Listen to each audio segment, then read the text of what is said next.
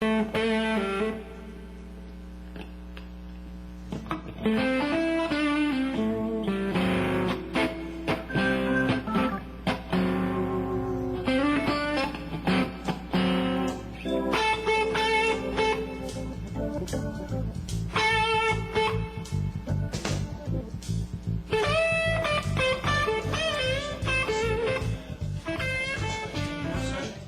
have two items on the agenda this evening. The first will be a presentation by staff regarding the request from Mr. Singh to rezone the peninsula location, as well as address the current development agreement between the city of Manistee and Mr. Singh. And then some discussion obviously following that, and after that concludes, then we will step in tonight into the strategic planning process for 2014. If we're not able to accomplish all that tonight, we'll reschedule and continue to have some conversations on the strategic planning. It really kind of all will depend upon the weather outside, as well as how long the conversation goes regarding the Peninsula project first. But Denise has prepared a PowerPoint presentation for City Council this evening to start off, and then we'll answer any questions. Hopefully that will stimulate the discussion conversation for Council. So Denise. All right, I'm going to start off with the PowerPoint. I'm giving some visual aids so everybody has an idea of the areas that we're addressing. Also, it starts out more or less as a timeline, so there might be a little break in some things, but it inserts some of the deadlines that were met. So it kind of flows through, and then there's some conclusions at the end that are pulled out from memos and stuff that have been done in the past on the district. So, the areas of discussion. What we refer to as the peninsula is the area that is outlined in yellow. US 31 runs down through here, and this is River Street that runs through to the end of the peninsula. Sang's Peninsula property, this is where the landscape operation was located. This is here in green. This is also part of a Renaissance zone that will expire on December 31st of 2014, along with the adjoining property that the Ironworks building is located on. The aggregate operation in Deepwater Port is outlined over here in purple. And this is River Street, and this is East Street, for reference.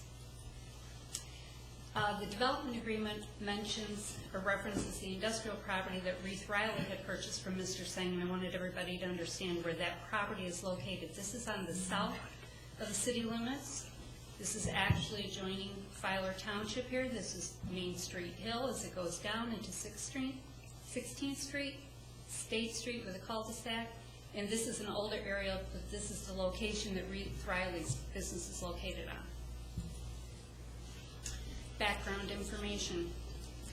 On November 1st of 2007, a three-way memorandum of understanding was signed by Sangs, Reith Riley, and the city of Manistee. On January 25th of 2008, a development agreement was entered into by the city of Manistee and Sang. And from 2005 to 2008, the Manistee Peninsula Brownfield Plan was developed, along with a Manistee Peninsula Redevelopment Infrastructure Needs Assessment and a Neighborhood Revitalization Action Plan for the Manistee Peninsula. In August of 2008, there was a community development block grant, Neighborhood for Cool City Neighborhood Community grant in the amount of $400,000 that was obtained. That grant was used with other funds, and it was for the sewer separation project, new water mains, new streets, curb, gutter, sidewalks, undergrounding of utilities, and the lighting. That is where the new LED lighting is located at that portion.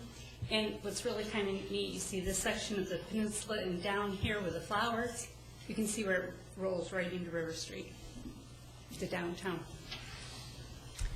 On September 30th of 2008, the restrictions on the peninsula went into effect that prohibited any industrial use and any commercial use, and also required the relocation of the aggregate operation to the industrial property. And this is from what is the documentary that that property came off of. The Planning Commission worked for 5 months on the zoning amendment. that was then sent to council. And that was actually for what is, or what previously was the waterfront district. That district included the area over here, which was Sands Products property, which we commonly refer to. This area of the waterfront district, which is on the east side of US 31 on Manistee Lake, and which of course also includes the peninsula area. So there was actually 3 separate areas that were zoned waterfront. After Planning Commission finished their review, it was sent to council for their consideration.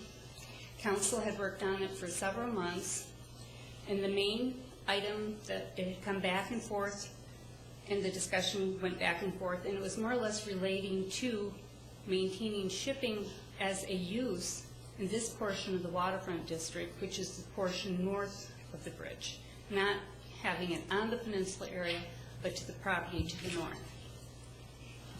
On January 1st of 2011, the landscaping operation was to be relocated outside of the peninsula property. This is a 2008 aerial photograph that shows landscape operation located on the property.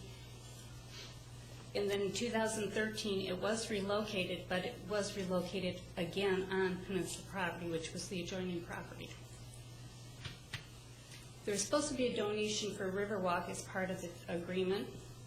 It's a permanent 20-foot wide portion along Manistee Lake, and Sang sold the property to consumers in 2012. This area here shows where that easement would be located. There currently is no permanent easement in place, and the city is now required to obtain an easement from the new property owner. City Council worked for an additional 18 months on the rezoning of the peninsula property, which actually created a brand new zoning district, removing it from the waterfront district. The district is in purple. It went in effect on June 19th of 2012. The entire process took 2.5 years. Mr. Sang sent a letter to City Council in October 30th of 2012. And he summarized his letter, these are his words, that I'm requesting my existing agreement with the City of Manistee to be revoked, suspended, or amended to allow me to pursue a more currently viable use of the land. This letter was attached with 2 memos, one from the city manager and former community development director John Rose, and a newsletter attachment to City Council on November 15th. On December 21st, the landscaping property was sold, and it was the operations was relocated to the adjoining property, which is in violation of the development agreement. In September, a call was received from a citizen saying that logs are being transported to Sang's property. Staff investigated it, prepared a report. The city manager contacted Mr. Sang in October. On November 26th, an order of correction was sent to Mr. Sang.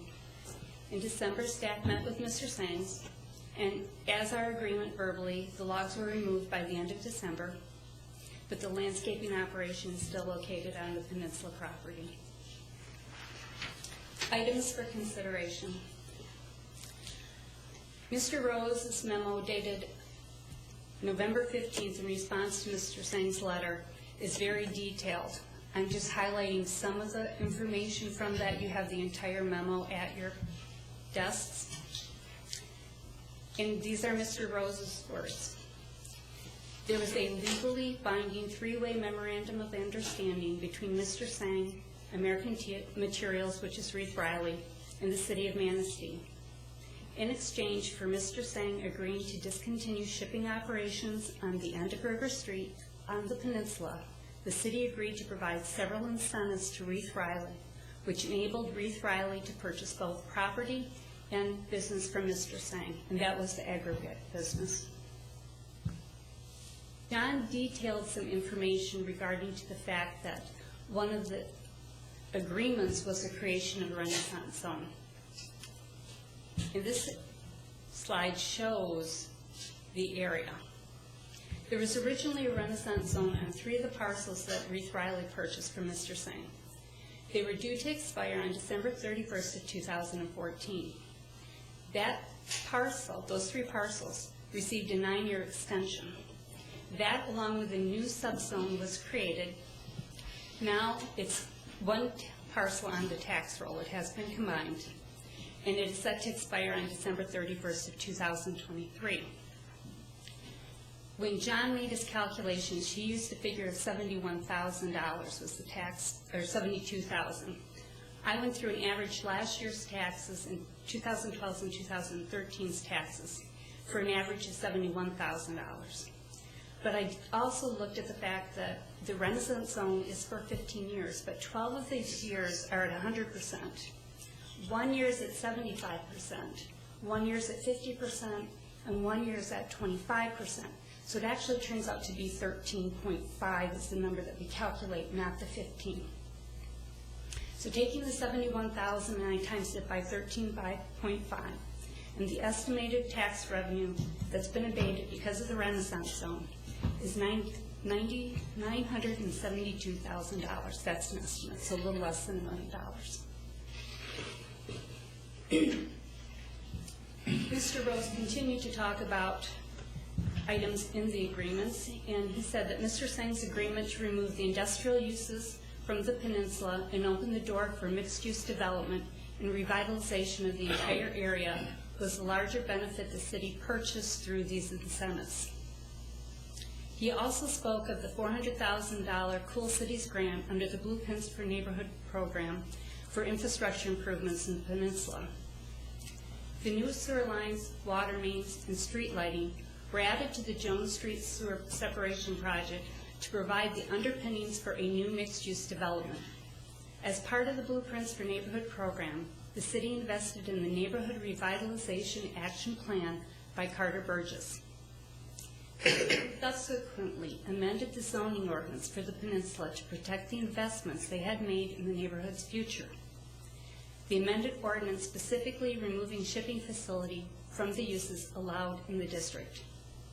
He closed by saying, "The city has made a large investment in both dollars and time to ensure the revitalization of the east end of River Street and complementary anchor to the downtown." Excuse me.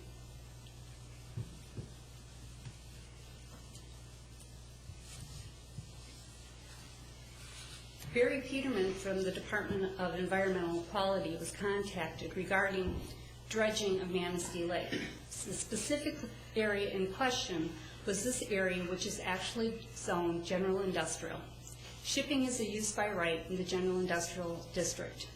This is where Reith Riley is down here at the bottom, and this is where the water sewage plant, and it goes up, I think, past Morton's. Yes. And he finalized the memo. In fact, I gave you a copy of the entire correspondence because it is quite lengthy. But in the summary at the end, he said the DEQ does not issue verbal approvals or denials without a permit denial letter or an opinion letter. The potential dredging in the zone you described has not been ruled out. AES has been contacted, and they have been reviewing other alternative locations that provide deep water port access on Manistee Lake that may provide an alternative if necessary. The question had come up about the effects that truck traffic would have on the new streets and street standards. Mason, Jones River, and Lake Streets were constructed to the city major street standards, while Cross, Ashland, and East Streets were constructed to meet minor or local street standards. Trucks entering and exiting the way scales that are not able to make the northwest corner of River and East Street. This area was designed with traditional sidewalk ramps with colored stamped concrete not intended for commercial uses. And this shows where those streets are. Mason Street, we've got River Street, Lake Street, Jones, Cross, Ashland, East Street, and this is the area where the new sidewalk ramps are being impacted.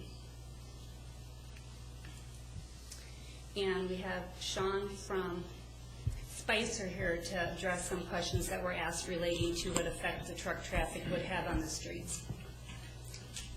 Thanks, Denise. I was asked by the city to look briefly at the impacts that the additional truck traffic would have on the ingress and egress roads into to the site. And basically that's River Street and a little small portion of East Street. And River Street was built to the major street standard, which is 4 inches of asphalt, 8 inches of stone, and 12 inches of sand.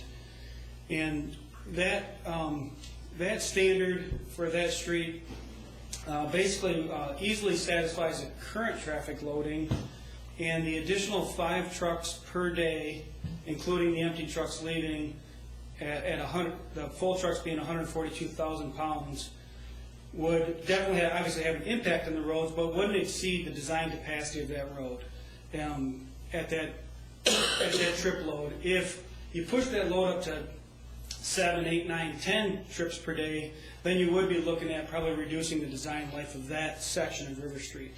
So in summary, River Street basically can handle these additional 5 trucks a day. Pushing beyond 5 trucks could be an issue. East Street was built to the local street standard, and that was 3 inches of pavement instead of 4. And it doesn't sound like much, but that pavement is a big structural component. And so that street meets the current loading, satisfies that. The additional trucks will likely have an impact on that very short run between River and the entrance drive. So there will be some impact to that short run because that wasn't built to the major street standard. And there's a lot of engineering numbers they could throw around, structural numbers and e-sales and things, but basically River Street can handle that projected traffic load, and East Street will probably be impacted by that load. Can I ask one question? On the corner of East and River, in order for those trucks to get onto the scales, would that have to be redesigned? I didn't look at the turning radiuses. Is that what you're kind of? Yeah, could the trucks make that corner without impacting the corner? I'll try to let Jeff. I can answer that because we were involved with I was involved with the construction project. Prior to redoing those streets, Saints had actually poured a concrete apron in the northwest corner of East and River Street in order for the trucks to be able to get out of that scale and around that corner. They cannot make that corner without jumping over that curb entrance. During the construction process, Saints actually complained that was not being put back in because they had stated that future trucks won't be able to make that corner. In discussions with the city was confident that there would not be additional truck traffic because of the development agreement, and so they were just put back as traditional sidewalk ramps. So that would absolutely have to be upgraded if there were allowed to be commercial uses coming out of that again. So we'd have to tear that whole corner up and then put another cement slab in there? Either a cement slab, or you'd have to pour the sidewalk ramps solid and thicken them from the current 4 inches to at least 6 to 8 inches. The curbs would be fine. You would probably just need to tear out that quadrant and re-pour it back to a more substantial design.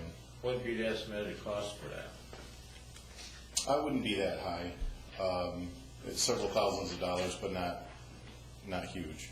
Not a big production job. No. Okay. Can I ask? Can I make a comment? No. Yeah, one comment quick. Yes, Mr. McCool is right, Louise is right. If this goes through, I will have to put in a different scale.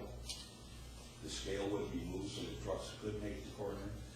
And even if I did not, I can turn it and go into my other gate and come around the scale, not to impact that corner. But would it be nice to be able to go back to what was there beforehand? Most definitely, yeah. Thank you.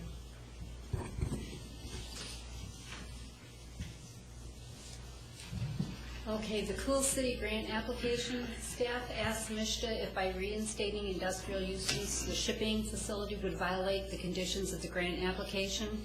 I sent paperwork out yesterday, and I am waiting for an email response. The development agreement memorandum of understanding. Mr. Sang cannot use this property for the landscaping operation or as a shipping facility without amending the development agreement MOU. Mr. Sang is currently in violation of the development agreement by moving the landscaping operation. Mr. Sang violated the development agreement by entering into a contract with Potlatch for the shipping of logs. The development agreement required Mr. Sang to convey an easement for the extension of the Riverwalk. Mr. Sang sold the property in question. The city will now be required to obtain the easement to convey the new from the new property owner. The zoning of the property is moot as long as the development agreement is in place. Questions have been asked about the ability to issue a temporary permit. The zoning ordinance does not work that way. There is no allowance for the issuances of temporary permits. The ordinance would need to be amended to either allow shipping facility as a use by right or special use on the peninsula. Zoning does not provide for the expiration of permits. Uses are transferred to new owners of properties. If the shipping facility was added and then removed, this would result in a legal nonconforming use, which is commonly called grandfathering, and the shipping facility would then be able to, it runs with the property. That could be 30 years, 40 years. The process to amend the zoning ordinance takes about 3 to 4 months. Requests have to be received 25 days before a meeting. There's a public hearing. Planning Commission reviews it, makes the request to council. It goes to the Ordinance Review Committee, 2 readings at council, and then if the council approves it, after 7 days, the notice of adoption, the ordinance goes into effect. We've never had it happen, but in the event the Planning Commission were to deny the request, it still gets sent to council. Council could then determine if they still wanted the Planning Commission to move forward with the request. They would send it back to the Planning Commission. The Planning Commission would then deliberate, probably would a meeting with a work session between council and the Planning Commission would probably be a good idea at that time. Then it would be sent back to City Council, and even if the Planning Commission denied it and council approved it, the ordinance would go into effect. I estimate that would take 5 to 6 months, and that's probably a low estimation. The Neighborhood Revitalization Action Plan. The question is, does the plan still make sense? Is the plan the right direction for the community in the long term for the future? Or the question is, should the plan be disregarded? I close with 2 questions. Does the current state of the economy and potential for 2.5 jobs negate the efforts of the city to revitalize the peninsula and offset the concessions that have been made since 2008?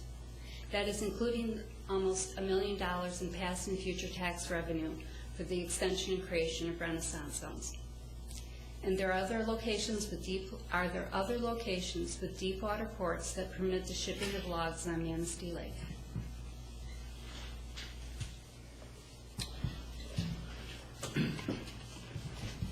So the intent of that presentation was to give a background. I don't remember whether or not Councilmember Goodspeed was on council at the time when we were having conversations about the blueprints for neighborhood communities. I just don't recall if you were on at that point in time. Municipal plan, yes. Municipal plan, yes. The rest of it, no. Okay, so so we have a mixture of city council members that had been present through that entire discussion between Mayor McKinney and Councilmember Horkel, and some who were not familiar with that detail going backwards. So that's why we thought we'd take a little bit of time this evening and go back and forth with us to present that information. The intent here is not to be anti-industry. That's not the point. That's not how we function. I think you can look at the agreement, or the Renaissance Agreement with Freeth Riley, and the various other projects we have working on that shows that is not the case. The question in front of council really tonight is, you have the request in front of you. We have invested significant funds. Councilmember Horkel asked a question earlier regarding how much money have we invested out of the street and water fund that will eventually have to get paid back into the Jones Street CSO district. So remember that whole Jones Street area, which incorporated some of the underground, the power lines and such. Mr. Bradford estimates that is $1.7 million what those sewer and water funds. Now, we had to do that anyway, so don't take that as, that was all meant to pretty up the peninsula for a redevelopment project. That was a combined sewer separation project that had to be done. We just did certain things in conjunction while we were doing that project that fell right into the peninsula plan moving forward. So they work hand in hand. So the question is tonight, I think the real questions are, does the plan still make sense? That's number one. Number two, are there alternate locations in and around Manistee Lake in which this activity can occur, the shipping activity? Are there alternate locations? Whether that be PCA, whether that be Martin Marietta, whether that be Tondu, whether that be the old drop forge, whether that be American Materials / Reith Riley, whether that be the former Gen Chem site, all of those deep water ports. Are there other locations which can be used for this particular activity? The individuals have been in contact with the AES. Kathy's here. He has specific questions. Kathy Moore, the director of the AES, and we are currently we're very interested in keeping them in the greater Manistee area. That's of high importance to us. I know she's working diligently on that as we speak. So I think those are really the questions for discussion. I think Denise made a point that I think is very important. If we change the zoning ordinance, that zoning ordinance then with the land. You don't have the ability to go back and forth, back and forth, back and forth. You can change the zoning away from shipping and storage, but if there's a current activity there, it has to expire for 1 year for it to go away. It has to be discontinued for For 1 year. Right. So it traditionally runs with the land. We refer to that as a grandfathering. I like pre-existing legally non-conforming use, because I think that's exactly what it is. But that will run with the land, and that needs to go into your conversations and discussions also about what's the right direction. When does it go up? Is this going to go to the planning commission the next meeting, or? The presentation, Denise is planning on making the exact same presentation that she made tonight to the planning commission this Thursday at their work session. They asked her to make this presentation at the last meeting, and we knew we were working on this, and the timing just seemed right to make the presentation to council, make the presentation to the planning commission. Mr. Singh was in attendance to the last planning commission meeting and had addressed them, and we felt it was just a nice transition from one to the other of the meetings.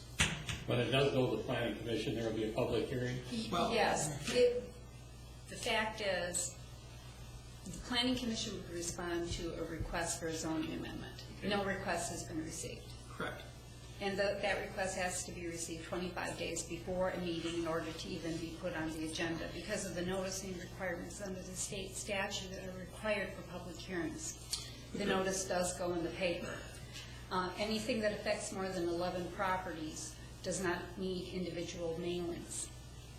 And now when the original zoning went into effect, or when we originally had discussed amending the zoning for the peninsula or the waterfront district back in 2010, there is a unique 2 parcels that are in a Renaissance zone, which is an overlay zone, which is tied into that district, which was the waterfront, which is now transferred over to the peninsula district.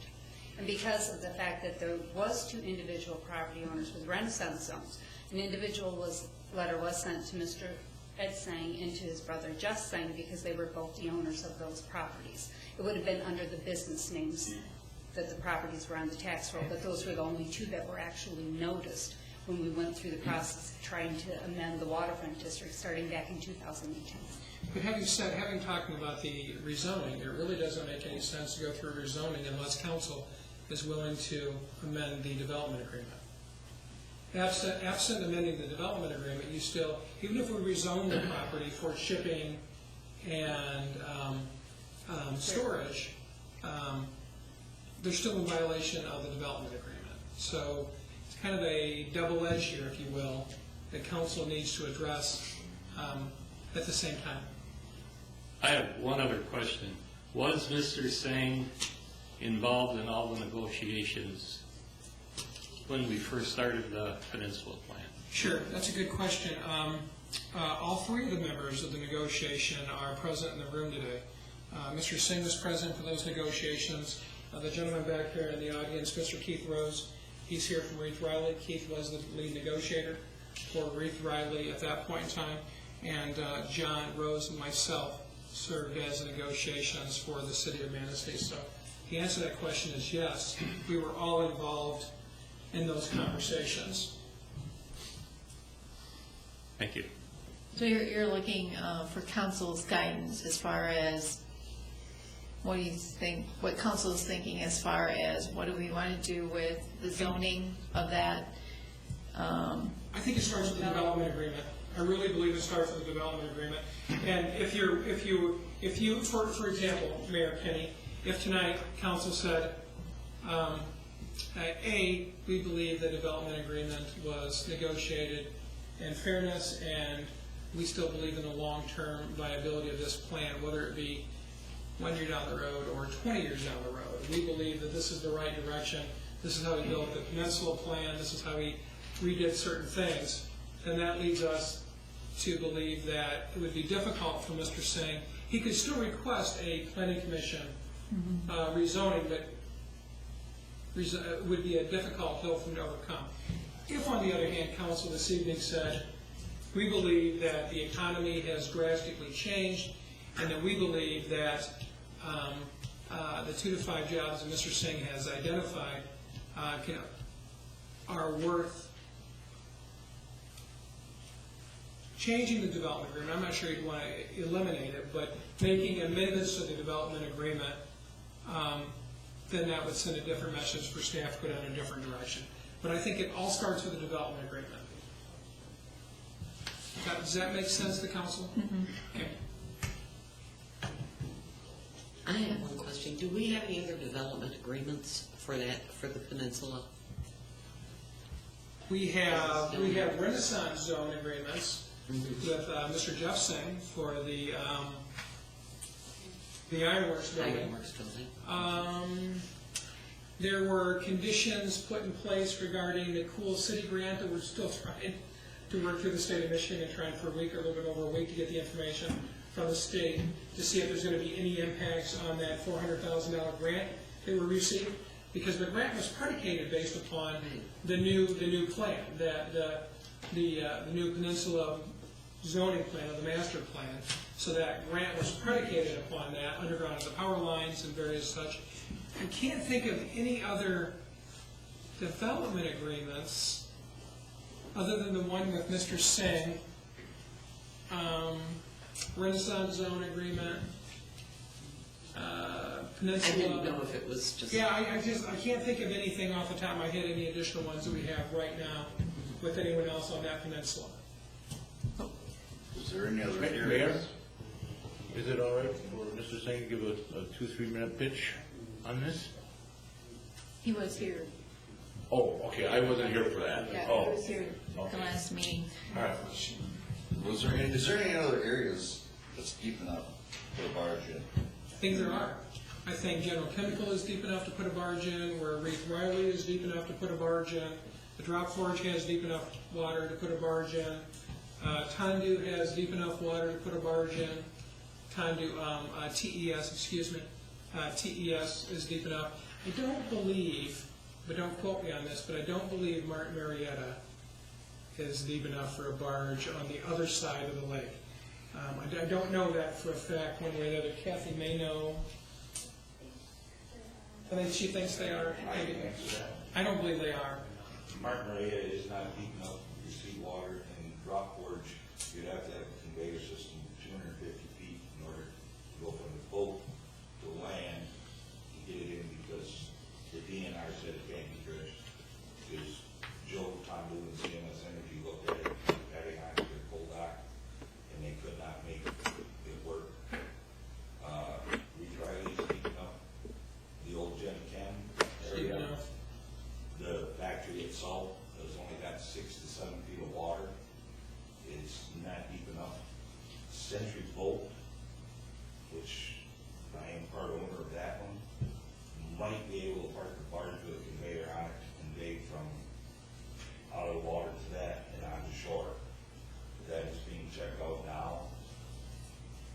Morton Salt. Morton Salt. Morton's deep enough, they bring in coal barges all the time at Morton's, along that, if you're familiar with that. But as you say, They use- we're looking, you've asked us to look at what we think of the agreement and whether we want to amend it. I think if you've been following me long enough, how hard I fought to maintain every type of industrial use for what we had. Having said that, I believe that the agreement that we have was made in good faith by all property owners. And while you can never foresee what the long-term usages may be or opportunities that come up,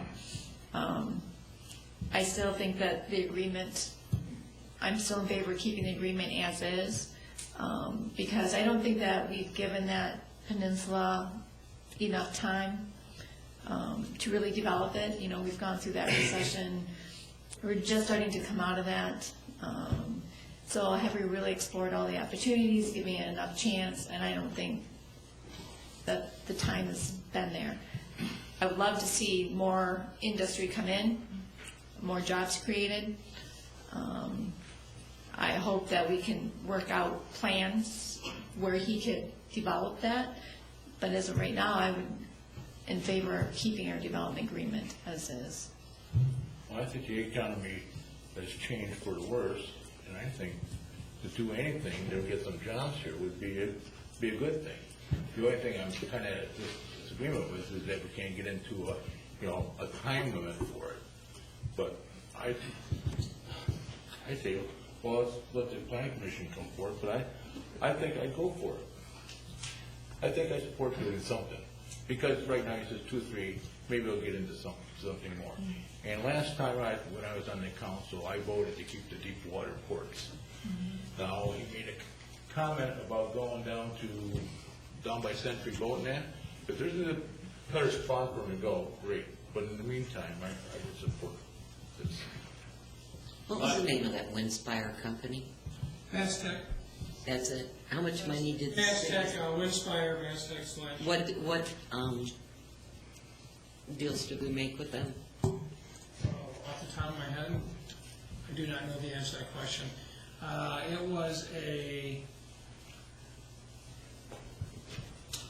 I think the arrangement we made was it was not a 198. A 198 is a 50% tax abatement. I think we made a 425 agreement with Mastech. The 425 agreement gave them, rather than splitting their money 50-50, like a 50% tax abatement for 12 years, I think the Windspire deal was roughly 100% for 5 years or for a shorter period of time. I don't know exactly how many years it was, but it was a 425 agreement. How many jobs did it produce? Ultimately, there were some jobs produced, but none, I don't believe, maintained ultimately. And Windspire is no longer a firm. But having said that, I believe that at the time, and the best information available, council made the best decision they could at the time with the best information available to partner with Mastech, Mariah Power, and moving forward. And I really believe that we can have the same conversations about the effectiveness of the Renaissance Park in Manistee Township. We can say that it has not been effective, and we're about ready to run out of Renaissance Zone. The Renaissance Zone is about to run out, and probably this year is when it's running out, that it hasn't been all that effective. But I think it's important to look at those decisions which were made by councils at the time in which they were making those decisions. And based upon the information that they had at those times, and the fact that they were desperately trying to create jobs and be creative in doing so, they made those decisions. The fact that the state of Michigan thought, well, hey, Renaissance drones are great, let's put them all over the state now. Whereas we were supposed to have 7, I think was the number, and we ended up with 50, 75, or whatever it is. And it was diluted to the point where it was not effective. But my point being is that each individual council has to make decisions based upon the information which is in front of you at the time that the requests come forward. Oh, and I understand that, but we also have to look at past practices too, so. Sure, and some are successful and some have not been successful. Part of my concern is, we negotiated a good agreement. Mr. Sang was in on the agreements. He backed it all the way. And, we're losing, we're not losing, we're losing the taxes, about $1 million right now. Correct. And we created a Renaissance zone for him so he could sell the property to Reese Riley. And now we're back at square one again. He wants to break the agreement and go back into commercial and logging and so forth. And I just think we have to give it more time instead of breaking a good agreement. We have agreements all the time, and it seems like everybody's breaking their agreements with the city. And I think we should give it more time. I also have some serious concerns about that Coal City grant, if there's going to be some obligations to repay or be on the hook for repayment of that, which, that's $400,000, additional $400,000 that, make me a little nervous about not having that in front of me either. I wish the state That would be interesting. I wish the state would have answered the question in time for us to see. And I appreciate you reaching out, and that's, obviously those are some considerations from the tax, Well, the interesting thing is that the organization, the state committee that was running that grant no longer is running those grants. So there's a lot of questions being asked at the state level. Well, who's responsible for that now? And they're asking that internally, and I think that's what's taking a little bit more time for us. That was, at that point in time, that was under MISTA. That was a MISTA Cool Cities grant initiative. If you remember Governor Granholm's initiative, Cool Cities was under Governor Granholm's tenure as governor. It's no longer a viable active program in the state of Michigan. So we still need to get an answer. We're still trying to find that answer out, and we'll get that answer as quickly as possible to council. But I agree, Eric, that there could be serious repercussions. Yeah.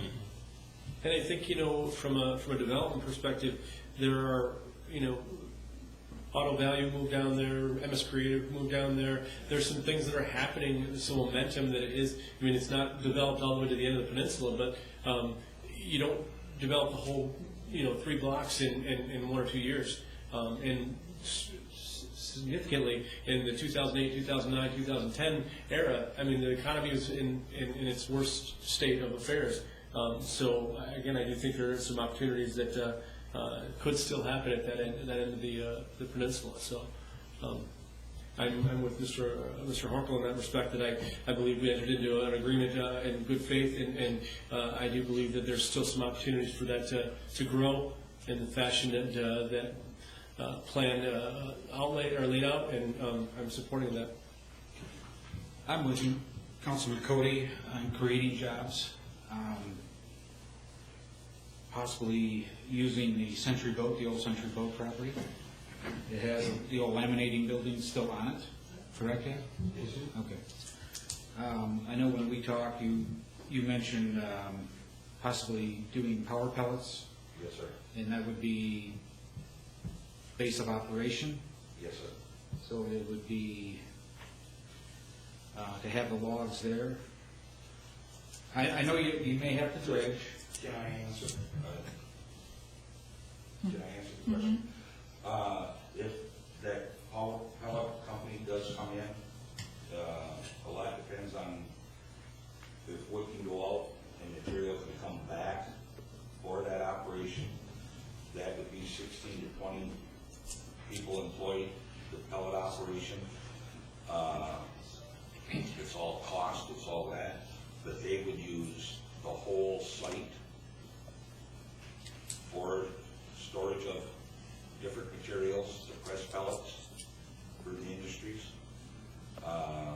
They're working closely right now with Condu and getting the final formula, I guess is what I want to call it, to press the pellet, and are moving forward. Now, are you involved in that? I am, as far as being a property owner, as far as being involved in the business part of it. No, it's just trying to get two sides together and get everybody working together to help create jobs in Manistee. Would I handle the shipping that would come into that to get them started? Probably. It is an operation of the pellets? No, sir. So your log's going to Escanaba? Yes, sir. Okay. And then you would be returning product for the power pellets?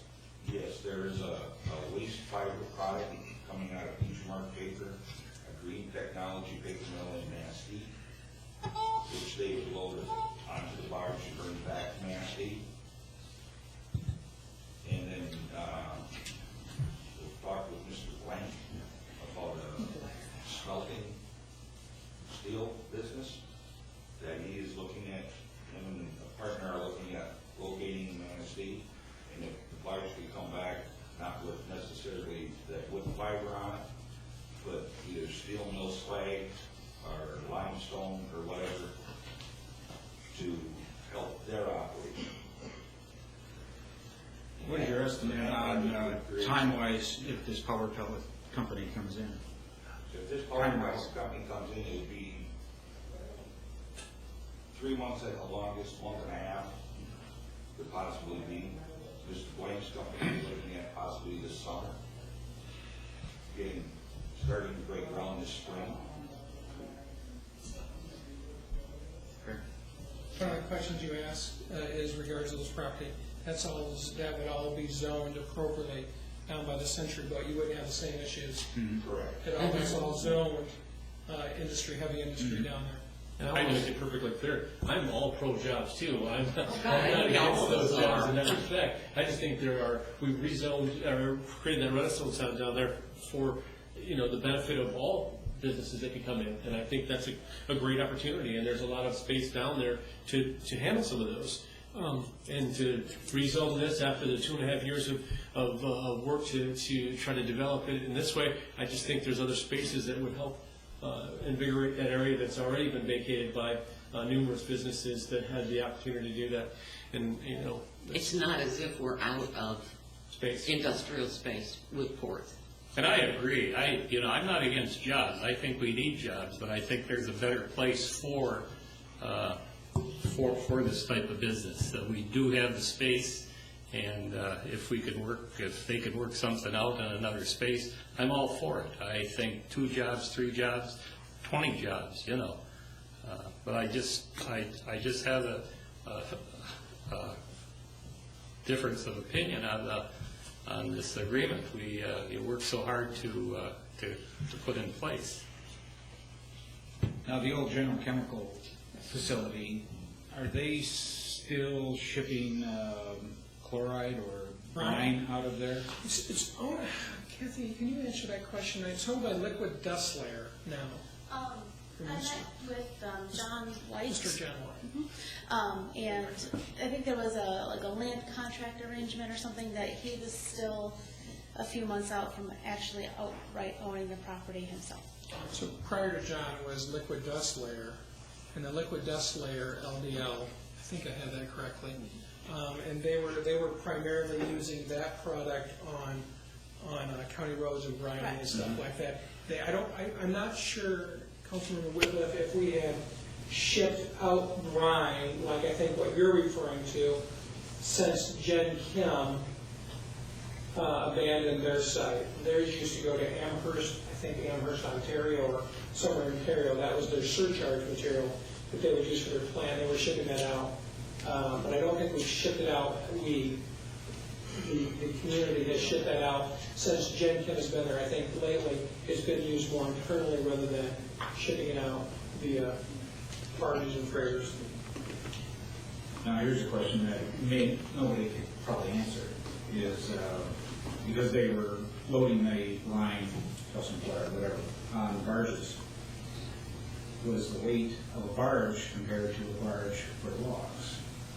Now, with that, your deep water port, if they're both equal, then that area could be utilized. Yeah, I'm not, and I respect Mr. Singh's opinion. I'm not sure why that location cannot be used. is a deep water port. I just simply don't know. We can find out that what we had for a while there when General Chemical was shipping, we had, goodness, we had a lot of freighter traffic coming up and down the channel, primarily based upon Gen Chem and their shipping. And they tied off right there, right against that seawall right out there in front of that property. I think Which that. Okay, Mr. Rose's property, Leith Riley, is where the pipe went from Gen Chem property to, when I purchased the property, I bought it from Gen Chem. It had a pipe to it that they could ship brine from. Since Leith has bought it and redeveloped, regraded, redone, that pipe is no longer there. But the weight of a barge for deep water, the brine barge was closer to Lower Laker as far as weight. They could carry more because of the design of the barge, where a log barge is going to carry about 1,000 to 1,200 ton plus the weight of the barge, where a brine barge was running right around 14 to 16,000 ton. I understand. I think everybody on this council is on board with wanting Mr. Singh's operation to succeed. But I think there's some varying opinions about where that should be. I would like the city to work with Mr. Singh to look at other opportunities that he could conduct business. However, I don't think there's a strong opinion that we can conclude, that I can conclude tonight, that would say, right. I think one of the things that is currently is the firm that has been working with Mr. Singh is currently in communication with the Alliance for Economic Success and talking about that very thing about ensuring that we all want those 2 to 5 jobs to be here. It's the location of those 2 to 5 jobs what tonight's conversation was. And respected from even as a city manager, knowing how development projects go and knowing about what's requested so often, which goes along with development projects and certain abatements, and not certain abatements, always abatements towards that. It comes down to the point that I'm not convinced as a city manager that there's always a real benefit for city residents to have these projects have to locate in the city proper. It just doesn't work out that way anymore with the abatements. We have city residents that are employed at Martin Marietta. We have city residents which are employed at PCA and TES, I'm going to guess. We have them employed at all the manufacturing. And the key here really isn't where does that go and the location of that. The key is that we keep it in Manistee County, we keep it along Manistee Lake, and we keep it available and accessible for those jobs to be sought after by city residents and everyone included. And we have that spin-off approach or effect where everyone is bidding towards that. But anymore, with the way the state has set up economic development, there's not always that direct correlation between taxable value going into the city coffers from new industries and business. The most important thing from my perspective is that we keep those jobs locally, not just citywide. Kind of unusual for a city manager to say that, but that's the direction the state's going into. And that's what they forced us into. And I know Mr. Singh was looking for a quick answer to proceed, but as you pointed out, Denise, that this is going to be a long process. So I guess at this point, I was going to have to go back to the planning commission. I don't think that I've heard any real strong, go one way or the other from this council tonight. So I think we do need to take it to the planning commission. And at the same time, I would work strongly, see what Mr. saying is how we can develop that in other areas. My unofficial tally, which is, that's all it is, because it's a work session, my unofficial tally had it, Mayor Kenny, Mayor Pro Tem Zaring, Councilmember Gusted, Councilmember Hornko, all for keeping the development agreement as is. Councilmember Cody, Councilmember Whitla would be, and correct me if I'm wrong, please, would be willing to look at amending the development agreement to allow for shipping and storage to be located back on the peninsula. Is that accurate?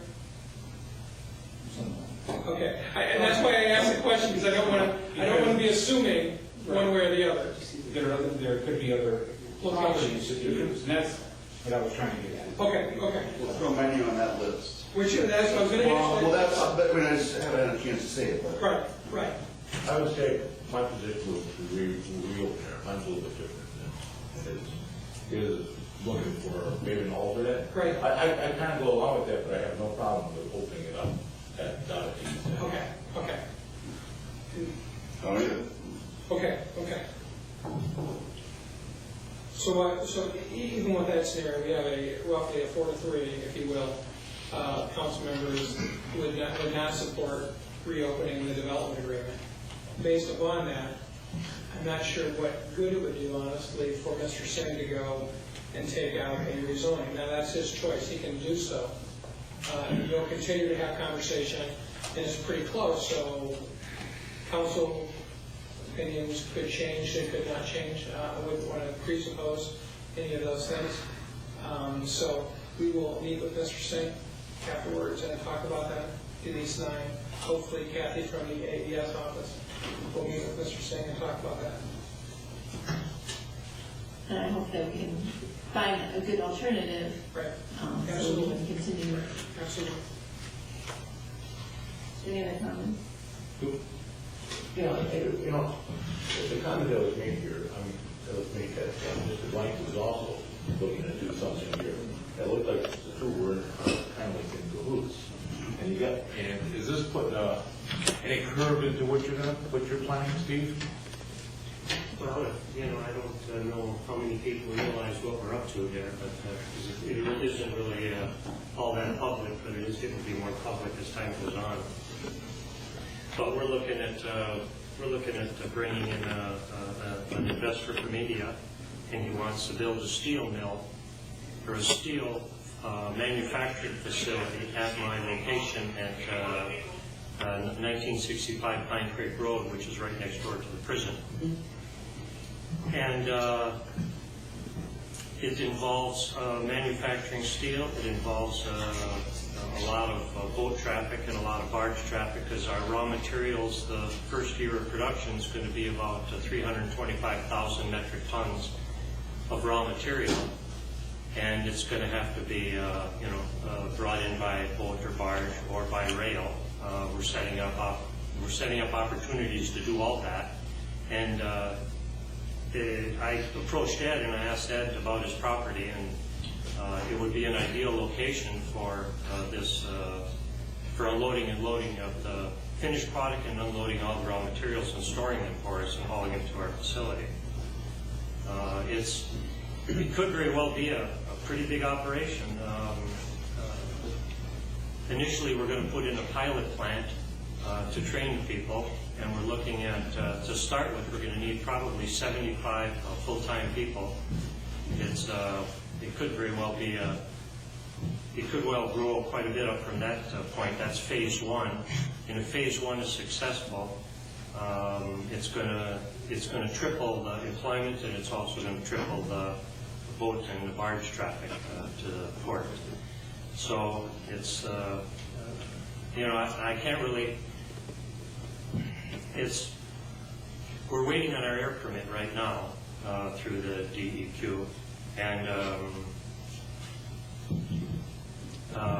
and I really can't say whether that air permit is going to go through, but from all the dealings I've had in Lansing and with office in Cadillac, there shouldn't really be an issue. They issue those type of permits quite a bit.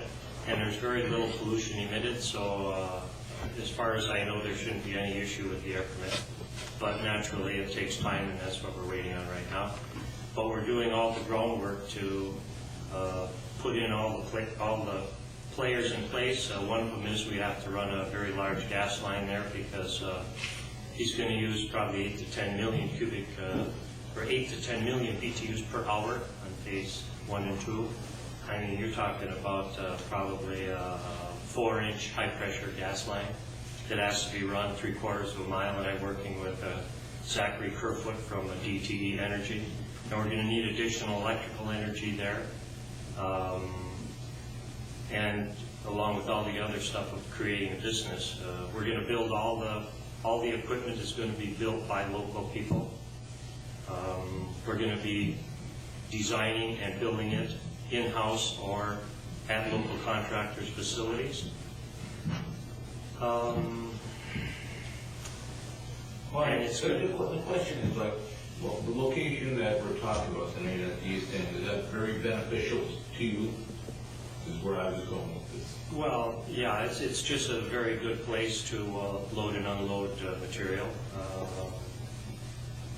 You know, there's going to be quite a bit of material movement, and it's just a nice spot to unload, basically. You know, I've talked with Mark Marietta and other people. Yeah. Okay. Somebody has any questions, now's the time. Would that require, how much truck traffic would that require for you to, if it was located down at the end of River Street? Well, there'd be quite a bit of truck there. Well, you still have to move the material in it. If we could move it to the other side of the lake somewhere, that'd be ideal, but I've already talked with Jim Rifle and some of the other people there, and there really isn't, it's pretty shallow over there, and the extensions on the boats to get it in the shore might not be very feasible. So, you know, and really one of the reasons why Robbie, the investor, is Robbie Belabahani, and he lives in Dearborn right now, and we've been working on his project between Tim Urban and Kathy and I, and a lot of other people in the area. We've been working on this for about 1.5 years, and it's and if his plans are realistic, let's say, and he wants to make this his corporate headquarters for his steel manufacturing plant, and he's in the Robbie. Just to give you a little history about Robbie, is his family's in the steelmaking business in India, and they have between 300 and 400 employees there. And he also is part owner of a plant right now in Honduras, and he's building a plant in Honduras currently, and I'm working with him to duplicate that plant and even put in a bigger plant in Manistee at my facility. One reason why he liked this area is, number one, is he liked the deep water port. He liked the reception that he got from the ABS and everybody in the community. It was just fantastic the way they organized it. And he just, he says, he saw my buildings, which are very large buildings, and he said they'd be perfect for what he wants to do. So by putting all of that together, it's a good fit for him. And I would just hate to see Manistee turn down an opportunity to get a lot of jobs like that. And these jobs are, the average salary of these jobs is about $19.50 an hour. So they're. Well, I don't think the council is against your project. You know, we're all for it. I hope it comes in, but you know, working with Kathy and Tim, I think you know, you're on the right track right now. And I just hope you can, you know, we can pull this off. I think it's a very good opportunity. I guess, you know, in lieu of what else we have in the work session, in lieu of some new information here, you know, I guess my question is, originally we were talking 2 or 3 jobs, but now are we talking more than that, or is that something different? And I think that is a different conversation to be had. Can I answer that? Real quick. Yes, a lot more jobs. As Mr. Blank talked, 300,000 ton of material. It would take another 8 to 10 people employed to help keep him supplied with material, and not just me. You also have to remember you have Ruth Riley that has docking facilities. Now, when you start talking that kind of tonnages and movement of material, it wouldn't be me alone working with Mr. Blank or Ruth Riley working alone with Mr. Blank. Ruth Riley could probably handle more, but I'm sorry to tell you, I'd be right in there slugging to get everything I could. And that's why I understand your questions with zoning. It stays with the property. I understand it. I understand the dilemma that the council is in, but understand the dilemma I am in. I am sitting now since 2008, and yes, I agreed to it. I agreed to the peninsula plan. I did think that the city did have the easement on that property when I signed it. Was it never recorded, or? I did not record it. Okay. I didn't know that. When the Cool Cities grants and all that to do with the streets, I was the one that gave Consumers Power the easement to bury the underground power in front of my building and disperse it from there. I believed in your project. I believed in the project. I thought it was going to be a great thing.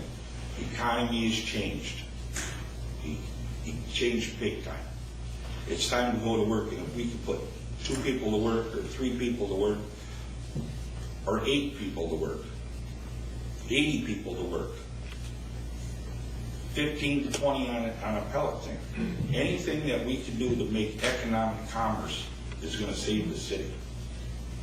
But the information I had in front of me was based on 2 or 3 jobs. Right. Do I want to reopen an agreement that was worked so hard on, and I fought to keep that zoning the way it was, but I'm not open to renegotiating a contract, like, even though I want the 2 to 3 jobs, but now here I listen tonight, that's potentially 80, 300 jobs, so it may, I want more time to really look at what are we talking about here, what is For one, if going you're on? going to have this type of shipping, what's it going to do to our river channel? There are many repercussions which we need to look at here. I don't want to run into unintended consequences. But Mrs. Darden, me or not me there, if Mr. Blank comes, if the pellet people come, there's going to be more shipping. It's going to be able to keep your dredging. It's going to get you more grants for your bridges. It's going to create more economy. And I know that. But I would like more time now, with this new information, I guess I would like more time Right. on And when this repercussions of this decision on other opportunities. Right, and when this was turned into the council and stuff, I could only talk about potlatch, okay?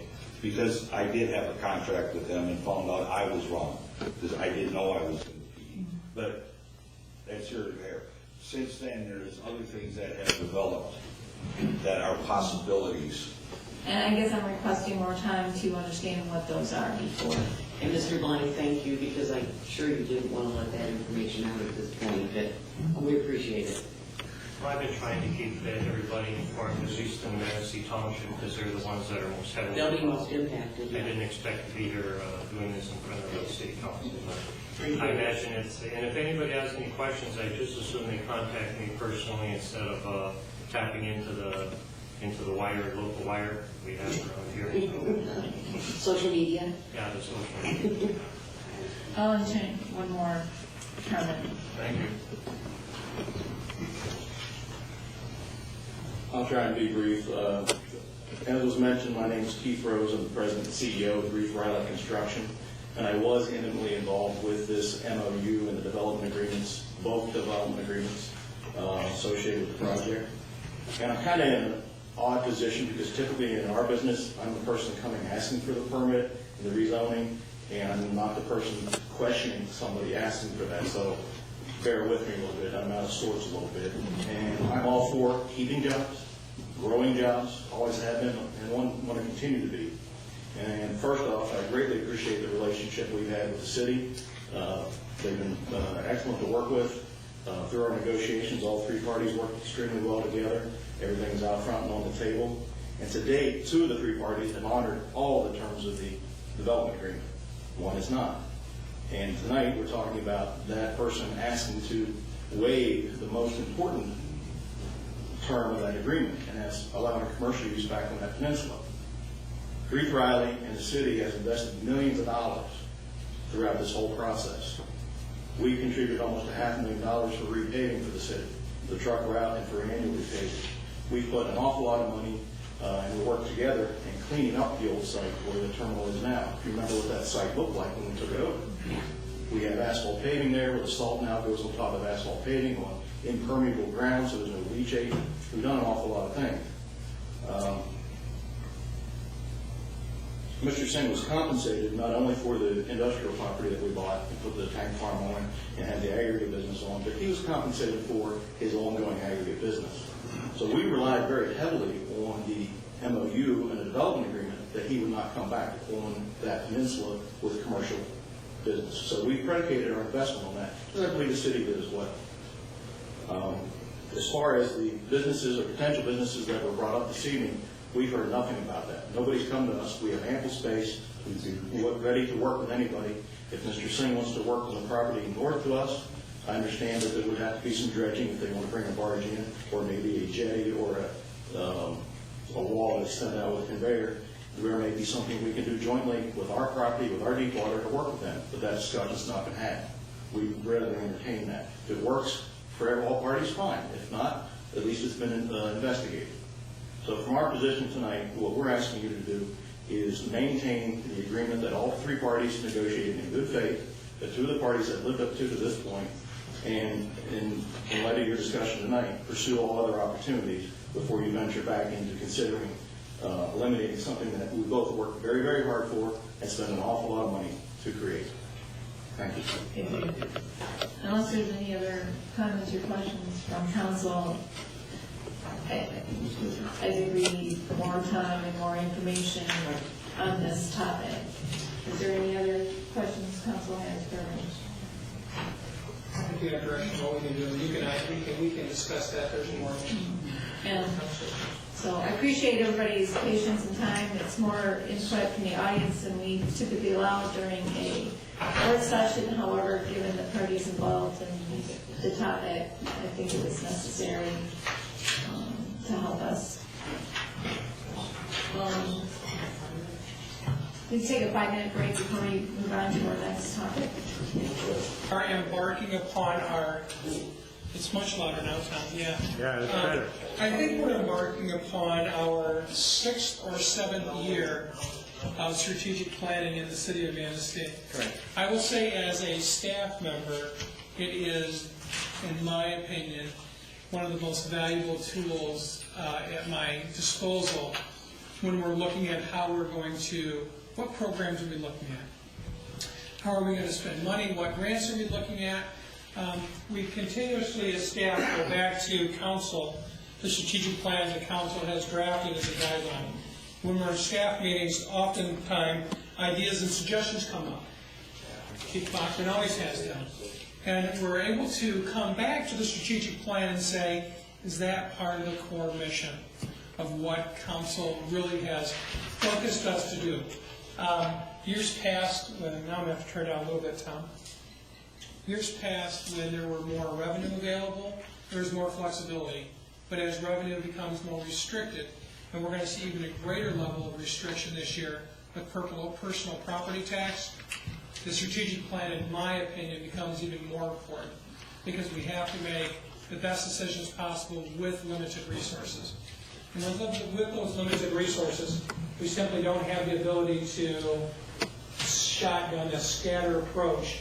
We've got to be focused in our attempts and focused in our efforts to look at strategic planning. And so for this document, I think it's been great for staff to use. It's been my pleasure to work with the council and the AES from the inception, and they're here again tonight to start the process. Hello, everyone. Kathy Warren, Executive Director of the Alliance for Economic Success. Thank you for your time tonight. I know we're running a bit behind due to the other work session, but I think that topic was extremely important to discuss as well.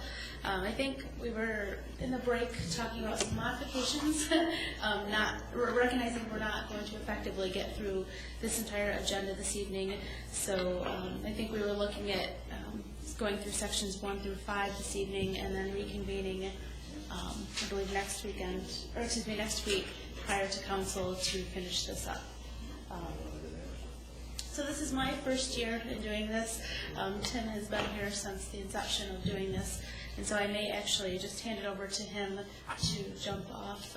And again, we'll both just be participating. Please feel free to ask questions, and everybody's opinions and thoughts on this process are extremely important and valuable. So please be respectful of each other, which I know you will be, but everybody has a chance to be heard.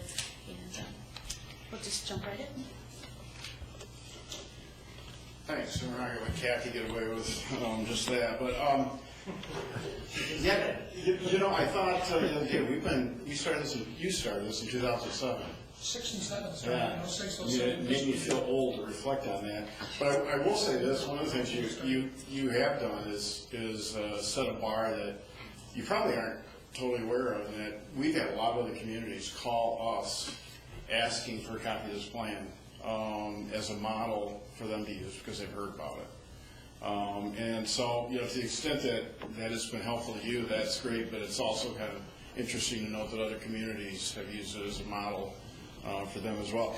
We like to reflect in each year your feelings about where the community is. That's good. And the good things as well as the challenges. And we'd like to begin with, and again, running through items 1 through 5 on the agenda we passed out, and then we'll come back to complete the strategic goals portion. But we'd like to begin with a simple discussion of the first question I have one, and that is, what are you proud of? And to do that, what we'd like to do is just pass out these cards. We just pass them right down the row. And have you, each of you, just take a couple of minutes, because we want to allow some time for people to be a little bit thoughtful about some of this. And write down, you know, the 3 or 4 things that you are proudest of, and especially if you think about the last year, the last 2 years in the community. So we'll give you a couple of minutes to think about that, and we'll talk about it. Subconscious rejections to this process. And then when I was driving by the house a couple of days ago, he took this large snow shovel full of ice and snow, and just leveled it on my car. And I thought, boy, he's looking forward to this. He was white. Okay, let's go through what we have here. Okay, First Street Beach development. Okay, so the pavilion, fish cleaning station. All what we did down there, yes, I think it looks great. And the playground to come this summer? Okay, all right. And I had Kosciuszko on there, I had Cos Street, I think we did a nice job there. Okay. Especially at Hill, that was terrible. And for Kathy's benefit, maybe you could just briefly explain what that project was. Well, that was the paving of, what, from 12th Street down to 8th Street, down through there. 4 blocks. Four blocks. 8 That through hill 12. Was really, really Cosy. right by the school. Small urban. Well, I answered that question wrong. When you use the blue pen, when you use it, because And I see a number of you echoing the First Street Beach project as well as the street projects. So that's great to see some common threads here. And I'm not going to necessarily read these by person or stick with a person, but... I got one more. Did we do anything on the CSOs? Did we complete any CSOs last year? Last CSO was 2 years ago. 2000 and the end of 2010, 2011 was the last CSO. So we've been 2 years without doing CSO projects. When are we going to do the next one? They're done. What about the last one, number 18? That's not part of a CSO project, that's part of our NPDES permit. Elimination of that. All districts have been separated. All districts have been separated.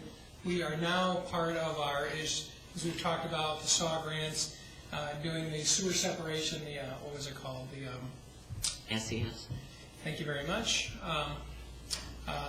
Sanitary sewer, SSES, sanitary sewer evaluation study, and looking for that last bit of discharge going out on 18. So, but all of the CSO projects, as part of our 1996 agreement with the state of Michigan, all 5 districts have been separated. Last one was Bryan. The next agenda item, we'll talk about priorities and issues and opportunities. So, a number of you, 3, 4 of you mentioned the Vogue. Vogue Theater and the reopening of the Vogue. Bluefish also. Bluefish also is on here a couple of times. Okay, great. I'll be at the Vogue tomorrow. Let's see, I'm just trying to go through these in some. The River Street improvements. Anybody want to elaborate on that? Is that Vogue and? Yeah, that would be Vogue, Bluefish. Okay. Stamp concrete. New concrete, yeah. Yeah. Okay. Soft grants that we got down there. A ton of them. The fact that buildings are filling up rapidly. Okay, great, good. We have a good comment here, fiscal responsibility, and with the author of that, want to add anything? Yeah, I'm a penny pincher. And that's one of the things that I've always believed very thoroughly in, is that, and I see that city staff works very diligently towards that, and I appreciate it. Okay, well, that's great for you to say that and recognize that. Okay, and then while we're, I think, Councilman Zerino, we're on local streets, sewers for the north side. Yes. I feel that those are definite, our top challenges and priorities. It was explained to me once that it wasn't, you had the drain fields there on the north side, so you didn't really need the... We put in, again, this was way before my tenure, Councilmember Cody may be the best person to answer. Yeah, we have French drains in all over.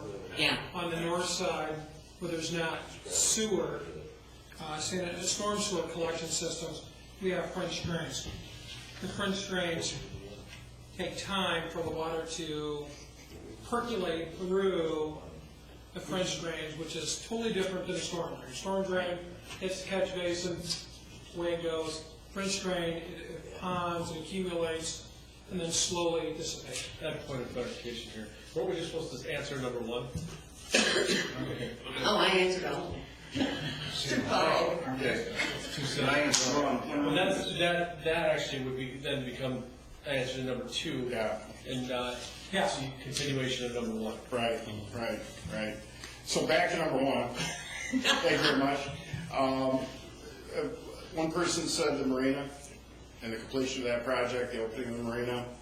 Again, a lot of things that we're proud of in the core downtown area, which is great. A lot different than when we started this discussion in 2007. That's an interesting thing for me to reflect on. We have dredging of the harbor, and that has been an issue that you've recognized every year for obvious reasons. A point of information on that as we sit here tonight, Congress is close to passing the WRDA bill, which is the appropriations legislation for dredging. And keep your fingers crossed, because if it goes through as it is currently before Congress, it will solve a whole lot of problems. Including the Manistee Lake dredging? Yes. Yes. Wow. Yeah, so we're very close, we hope, to a big win. And I want to say that the voices of Manistee County have been among the loudest of all the Great Lakes. Hands down. I want to make sure it doesn't necessarily address Manistee Lake, because Manistee Lake isn't just revenue. Yeah. It's also a DEQ and a spoils issue. So we didn't want you to believe that it was the panacea for dredging in Manistee Lake. This is really a revenue issue that the feds have been holding up the revenue, the appropriate revenue for dredging. The certainty of dredging. Right. Yeah. The other issue is just Dredging and harbor maintenance are in the word of bill. Also, we had a comment here on the Ramsdale project. A couple of you mentioned that you're proud of that. And I assume that that is the repairs that have been done and the upgrades to the theater itself. And that you've got a structure now in place along with I'm putting words in your mouth here, but along with the manager at the. So these are all good things. Some of these I'm having trouble reading. But I think, any others that, well, we have here the Fire Police Safety Services, and that was one thing last year that we talked at length about. And so we had an individual saying proud of the fact that we came to kind of a consensus approach and resolution on that. Am I restating that correctly? I think so. Because we had a long discussion about that last year through this process. And another individual saying that they're proud of those services, fire, police, and the DPW services. So those are all good things to feed back to staff. One I need some help interpreting is safety, and I see BLS and ALS. Basic life support, advanced life support, that's with the public safety, that's with the fire department, transporting medical patients. You started out at BLS 2 years ago. And last year? And last year we went to ALS, advanced life support. So, We have both. Okay. Other things, and we're going to say these cards, other things that you're proud of that we may not have mentioned. I think with all the financial challenges that we've had maintaining our millage rate, we have not increased our millage rate. There again, that goes back to something that in 2007, for those of you that were here, that was probably the major issue in the first go around of this process. Anything else? It's good discussion. Okay. All right. The next thing we'd like you to do is drop down to item 2 on the agenda, which Catherine has already taken the bull by the horns. And, it's that ADD thing. Opportunities facing the city. I suspect there'll be some common themes here. Regional economic development. And if you want to embellish on any of these, please do. So we make sure that we interpret what you mean by that. Peninsula District. I made that one. Yeah, well, I mean, just from discussion tonight, you know. Sure. I think that's going to be an issue. You bet. Economic development, creating an environment for job creation. Does the author there want to offer any specifics about that? If not, that's fine too.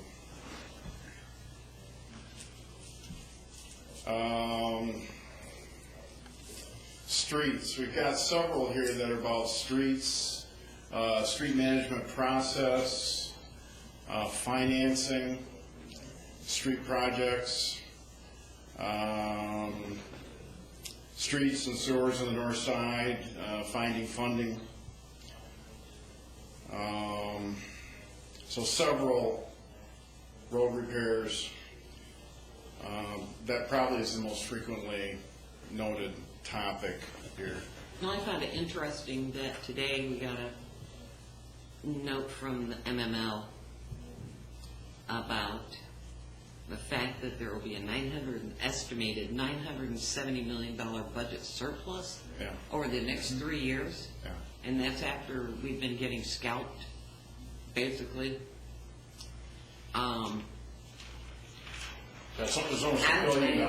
We need to really begin putting pressure on our local state lawmakers to get some of those funds released to local communities. Okay. I think we ought to strategically note that. You know, a couple of years ago, you all did a letter on dredging. And that letter was broadly circulated within our congressional delegation and others. So, again, your voice is heard. Declining revenues. And hand in hand with that, does that also go looking at options for revenue streams? Is that something that goes hand in hand?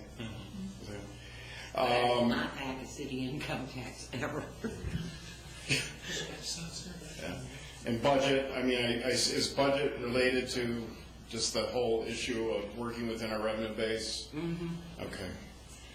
All right. Parks, Fifth Avenue Beach. That's me.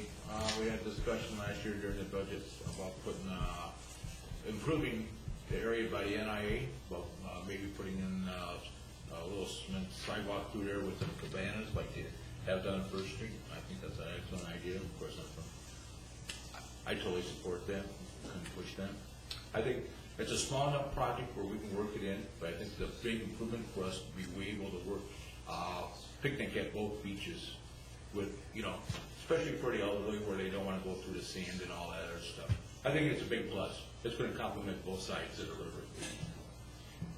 The people I've talked to that have been to the new pavilion and have seen that huge space, and especially people that, I hear this from seniors a lot, they can sit in the shade and enjoy the beach. They It's a big plus. And there's very few places on Lake Michigan that have anything close to that. Okay, opening River Street to even more opportunities, including restaurants. So it's both something we're proud of, something that we can continue to work on. Challenge maintaining the parks. I put all parks, too. I want that put in there. What was that? All parks. All parks, yeah. And I'd like to see, there was some talk last year, I believe you initiated it, didn't you? The Friends of the Park or? That was Parks and and Parks Recreation. The Parks and Recreation? Yeah. I'd like to see that continue. Yeah. I'd like In fact, to we see were you at guys that- continue we were at with that that meeting. too. This is an issue that is facing many, many communities throughout Michigan.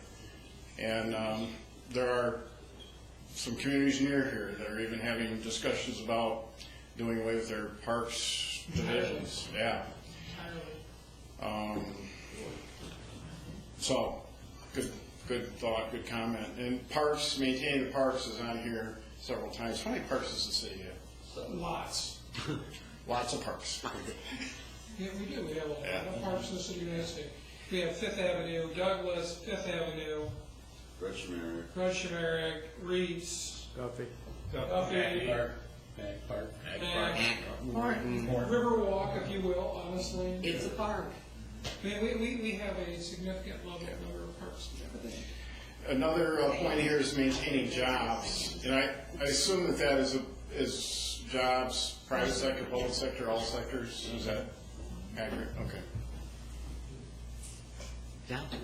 One of the things that I put up front on that front part is that I think we have an issue that we need to discuss more in the city, and that is how do we address the blight in the city of Manistee?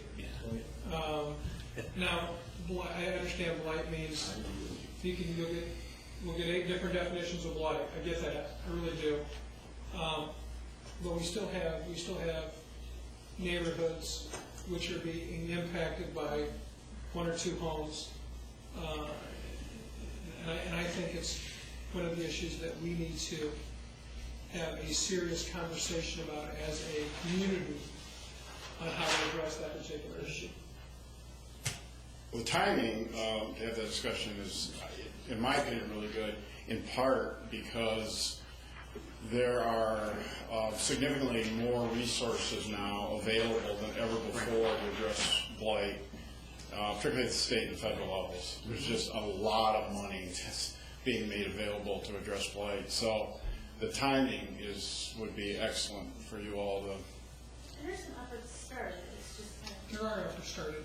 Well, we upgraded or updated and gave some teeth to the ordinance, We did. the blight ordinance in the city. Do we need to revisit that? I think it's more, I think there's enough teeth in the ordinance. I think what it really is I think as a council, community, maybe not council, but as a community, we need to come to terms as to how we define blight and what we determine as acceptable and unacceptable. I don't want to use the term behavior. Acceptable conditions of our property, I think, for lack of a better word. And I think that it's not the same among all of us. There's different positions and different thoughts and concepts. And I think really that's what it is. It's what is an acceptable level in the community. You know, I just throw something out here. There's a lot of communities in this county that are concerned about blight. One of the things we did a few years ago at your request is we helped pull together a discussion that we opened up to the whole county on the economy. You may remember we had reps from the Municipal League and others here. That might also be a topic that would be a good one to bring in experts from around the state on blight, financial resources, technical resources, community examples, how it dealt with blight, and have a community or a county-wide discussion about that, given the level of interest. Good idea. And we'd be happy to help organize that. I agree. I think we have plenty of teeth, but I think there needs to be try to be some incentives or some structured programs that help resolve them. You know, because it's the way it's set now. If someone wants to complain about someone's property, they have to sign, and a lot of people don't want to do that. Yeah. They want to keep it anonymous. There's quite frankly, there's ways of getting around that, to be perfectly honest. But there are those situations, there are those cases, legitimate cases, where we have blight occurring. We all know it's blight. Mm-hmm. You know, the former Judge Danielson, if it looks like a duck, smells like a duck, walks like a duck, quacks like a duck, it's a duck. And his theory always was, you know junk and you know blight by seeing it. You know it when you see it. But we have occasions where we truthfully have some property owners that may not have the financial means, and that's what Councilmember Bestad is getting to make some additions. We all know what the cost is to paint our homes and to put siding on our homes and to do these things. And there's some pretty expensive endeavors. And there are just some folks that possibly don't have those resources. And how do we address that at the same time? So we can set an acceptable level. Right. How do we address these other aspects that feed into it? Don't put blight with a stick. No. And, you know, I mean, it goes without saying, blight is a huge economic development issue. It is. So, if you'd like us to do that, well, that may come out of this conversation and the action items potentially. Sure.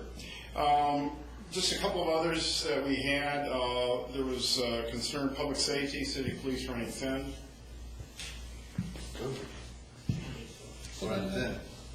Concern about public safety and city police running thin. Probably the staffing limits. I'm assuming the staffing limits. Yep. Staffing limits? Staffing limits. All right. Okay. Let's see, there was maintaining the millage rate in a period of declining revenues.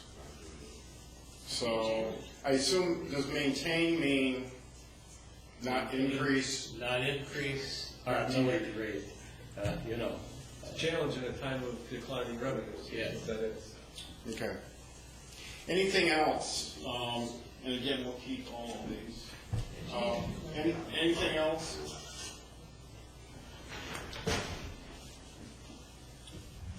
Okay. If not, we'll go to the strategic plan itself. And what we'll tackle tonight are the vision, mission, values, and partners. And this is mostly to revisit all of these and we can do this very briefly, however much time you want to spend on it. But part of this process is just to, it's healthy, to revisit what you said and to confirm whether or not you're still content with it or whether there should be some change. The vision statement is one that you have had since 2007. And I'm sure Mitch can remember, there was a huge amount of work that went into developing that vision statement, and I can't tell you how many times, I know AES has used it in conveying things about our community. But how do you feel about that? Is that still fitting? Community of choice, Northwest Michigan coastline, strong diversified economy, providing opportunities for all, city whose prosperity continues into the future? I think so. I think the diversified economy, with tourism and manufacturing, has to go hand in hand. Some people are on the internet, they don't want us to spend any money on tourism anymore, but I disagree with them. But I think our vision statement speaks for Manistee. Actually, there was only one problem I ever had with that, and it was instead of using whose prosperity continues in the future, it should give some credo to, or some credit to previous generations. It should be whose prosperous past continues into the future, because that's where it all started. Where the people who settled here built their lives, built their businesses. That's a good point. How do the rest of you feel about that? I think it's okay. Okay, make that change. Any other suggestions on the vision statement? I think the nice thing about these things, these are all things that you developed, that somebody else did develop for you, so I think that's good. Okay, the mission statement, what you must do to achieve the vision as a council, to competitively position the city of Manistee as a community of choice and destination for business, industry, tourists, and families. I think that's what the council's been doing. Yeah. Now, people will argue the subject and say, well, you're not competitive because your property taxes are higher, blah, blah. We also offer more in services for those property taxes that are paid than almost any other community up and down the shoreline. I think that mission does state what the vision is. Well, one of the reasons I was evaluating the mission statement, and when I met with Kathy and Tim in your office, you had this new campaign coming out where the live, work, visit, or that. I mean, I think that's a really strong message, and I love the marketing collateral you had to go along with it, and it marries well with a mission that states those things. So I just definitely think that's something I wouldn't want to tweak much. Not especially get out of line with what the plans are for the strategies you have in that world. Yeah, I just think it should say destination for families, businesses, industries, and tourists. Because we're a community. That's the only thing I would have. Only thing I would like to change if I had families. Family first. Oh, put families first? Yes. How do you all feel about that? That's not a bad idea, because That's the only thing I got. That's fine. without families here. I think it's a really good point, because if you don't have families, you're probably going to have the rest of it. If you don't have a place for them to work, you won't have families either, but I'm okay with switching it around. Okay, well, that's good, yeah. So are we going, This is from a man who throws snow at people, but I... Families, the fun, and comfort all down there. okay, so industry tours. Just a neighbor. Yeah. With egging that house. I don't know, maybe you just keep family at the end, because it's the last word of anything is the one you remember the most. First, families. Your call. Either or for me. I'm neutral. Flip a coin. Here's my concern, we have a lot of collateral that already has these embedded into them. So changing these is cost. For the semantics of the language, I would say not to change it. Okay.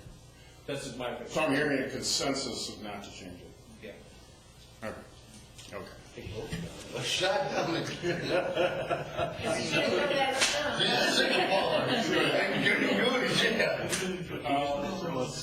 Okay. The purpose statement of council, I think, isn't this in the building someplace? In brass somewhere? I thought this statement was, It's not. It would have been if we would have, we talked about it? no, City Hall was done prior to us starting strategic planning.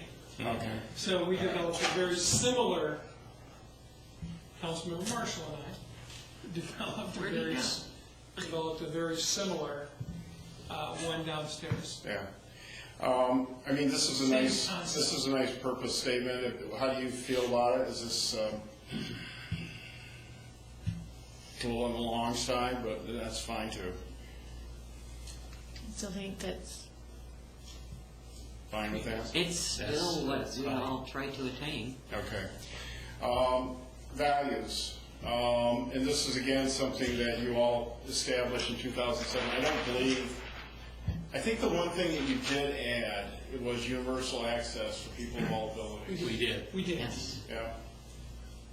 Yeah.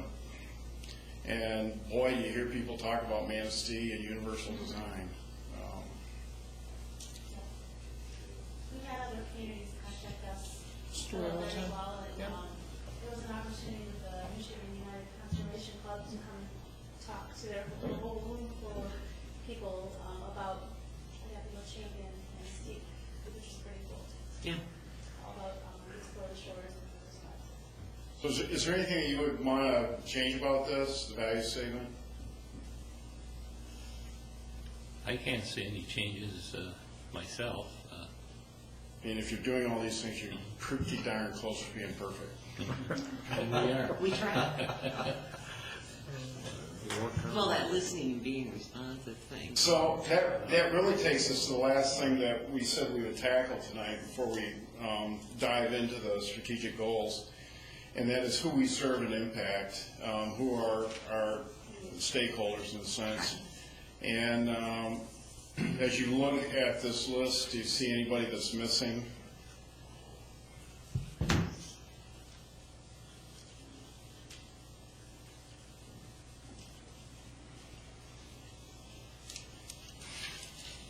I'm not hearing anything, so I'm assuming. One of the things that's missing is we don't have AES on here. Yes. Now, I think you're a stakeholder of ours, we're a stakeholder of yours. And the same for Main Street DDA. You've got nonprofit organizations identified, but that's casting a broad net. Yeah.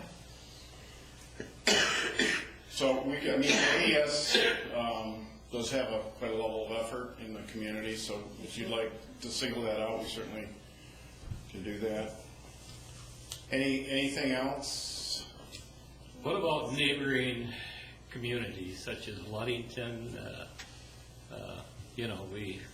We work with them and we don't work with them, but I guess I would like to see us If you look at the title, that serve and impact, I think we definitely have some symbiotic relationship with the surrounding communities.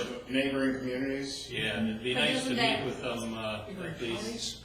oh, it is in township, state, and federal governments. Can you township, county, state, and federal governments? Counties. Yeah. True. Township, state, and local. So we got township, we could just, yeah. Okay. Anything else? Catherine, did you want to add Main Street DDA? Actually, because I think they should be added to that. Single out, it makes sense. They are impacted by us and they impact us. What about the hospital? West Shore Community College, probably should have West Shore Hospital. Okay. Chamber? But again, how far do we start naming every organization? That's the problem. Right. And can they fall within a nonprofit?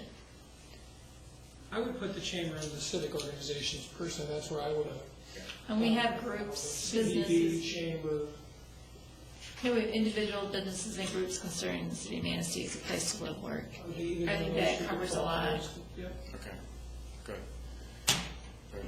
I don't know about you, but I always find it helpful to hear you have these quick discussions, revisiting the things you've said in the past. Okay, so if we're going to stick with what we said about tonight's agenda, we will reschedule a time to 6 p.m. next Tuesday. Is that what you're talking about, the 21st? How long do you think to get through the rest of it? Do you need an hour, hour and a half. So 5:30? 5:30 work? For council? 5:30 next Tuesday. One thing that will really expedite it, if Yes, I will promise. Maybe it's next too. one thing that will really expedite it, and maybe you've already done this, is if you'll read through the goals and objectives. And on page 6,